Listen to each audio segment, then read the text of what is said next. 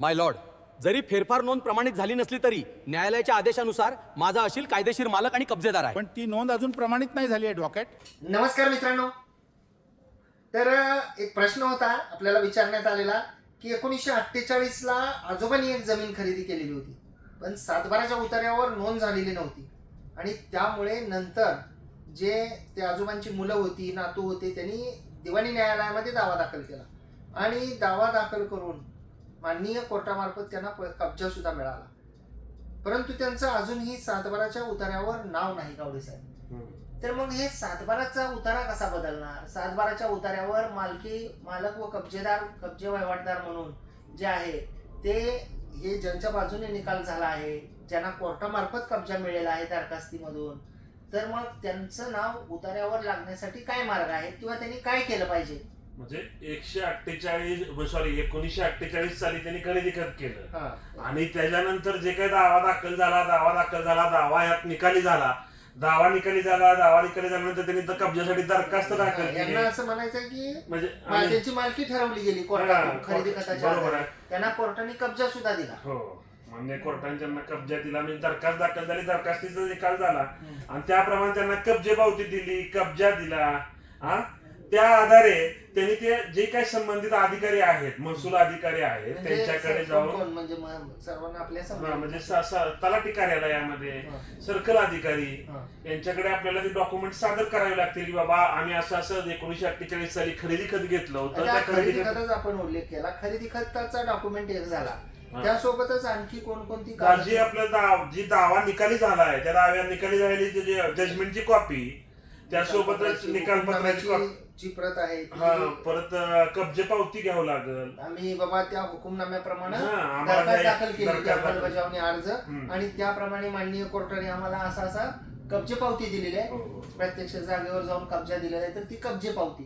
हे सगळे डॉक्युमेंट्स घेऊन नोंदीसाठी आपण संबंधित अधिकारी म्हणजे तलाठी, सर्कल अधिकारी यांच्याकडे ते नोंदीसाठी देऊ शकतो आणि नोंदीला दिल्यानंतर त्या डॉक्युमेंटच्या आधारे जे संबंधित अधिकारी आहेत महसूलचे ती नोंद मंजूर करतील. कारण कोर्टाचा आदेश असतो, कोर्टाने आपली मालकी धरलेली आहे, कोर्टाने आपल्याला कायदेशीररित्या दरखास्तीमध्ये म्हणजे एक्झिक्युशन पिटिशन मध्ये आपल्याला ताबा सुद्धा दिलेला आहे. आता बऱ्याच जणांचं कन्फ्युजन आणखी सुद्धा असं असतं की प्रत्येक वेळी तलाठी आणि सर्कल यांचा उल्लेख होतो.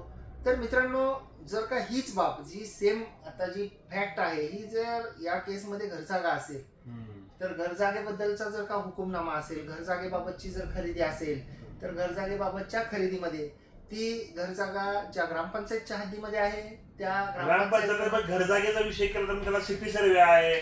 म्हणजे सिटी सर्व्हे असेल तर प्रॉपर्टी सिटी सर्व्हे ऑफिसला जाऊन जे काय आपण नोंदीला नॉर्मल खरेदी खतानंतर आपण एखादा दस्त केला आणि ते दस्त नोंदीला ज्या व्यक्तीकडे जातो, म्हणजे घरजागा असेल तर ग्रामपंचायतला जातो, सिटी सर्व्हे असेल तर सिटी सर्व्हे ऑफिसला जातो. मग त्या पद्धतीनंच जी जागा आहे आणि ज्या जागेचा म्हणजे आवाड झाला आहे, निकाल झालेला आहे, त्या निकालाप्रमाणे आपण ती डॉक्युमेंट संबंधित अधिकाऱ्याला दिले पाहिजे. मग तलाठी असो, ग्रामसेवक असो अथवा सिटी सर्व्हे ऑफिसचे संबंधित अधिकारी असो, यांच्याकडे नगरपालिका महानगरपालिकेचे संबंधित यांच्याकडे ते डॉक्युमेंट्स दिल्यानंतर ते ऑटोमॅटिकली नोंद होऊन जाईल ना. कोर्टाच्या आदेशाप्रमाणे नोंद घ्यावी लागते. आणि एक गोष्ट असते की जी ही नोंद जी आहे ही नोंद फक्त नाकारली जाते किंवा प्रलंबित तेव्हाच होते जेव्हा की त्या तक्रार आली तर मग त्याची सुनावणी होते, तारखा होतात. परंतु सुनावणी झाली तरी साहेब आदेश ऑलरेडी कोर्टाचा झालेला आहे. जर अपिलेट कोर्टाचं काही स्टे ऑर्डर मी तेच म्हणणार होतो की जर अपील दाखल असेल आणि नुसतं अपील दाखल करून उपयोग नाही, तर त्याच्यामध्ये स्टे द्यावा लागतो. स्टे ऑर्डर असेल तर मात्र मग ही नोंद जी आहे ती स्थगित होते तोपर्यंत. जर स्टे ऑर्डर नसेल, वेळ गेला असेल, कब्जा मिळाला असेल तर काहीच अडचण येणार नाही. माननीय न्यायाधीश कोर्टाच्या आदेशाने जे आपल्याला मिळालेले आहे ते सातबारापत्रकी नोंद लागावी. त्यासाठी मात्र बरेच जण काय करतात की झेरॉक्स प्रती ज्या आहेत त्या सादर करतात. मग संबंधित अधिकारी म्हणतात की सहीशिक्क्याच्या नकला आणा. तर शक्यतो सहीशिक्क्याच्या नकलेसाठी जेव्हा आपण अर्ज देता तेव्हा ते 2-3 प्रतीमध्ये अर्ज द्यावा.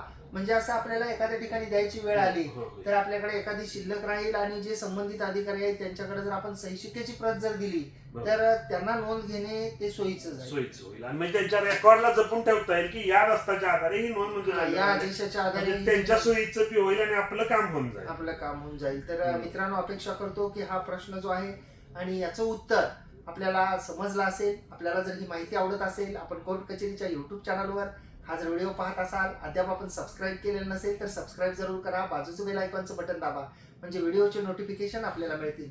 आणि आपण या व्हिडिओला लाईक केल्यानंतर आपल्याला एक हाईप नावाचं कलरचं बटन दिसेल, ज्यासाठी आपल्याला कोणतेही पैसे द्यावे लागत नाहीत. आपण ते बटन जरूर क्लिक करा. आपण ते बटन यासाठी क्लिक करायचं की आपण ते बटन क्लिक केल्यानंतर व्हिडिओ जास्तीत जास्त लोकांपर्यंत शेअर होतो.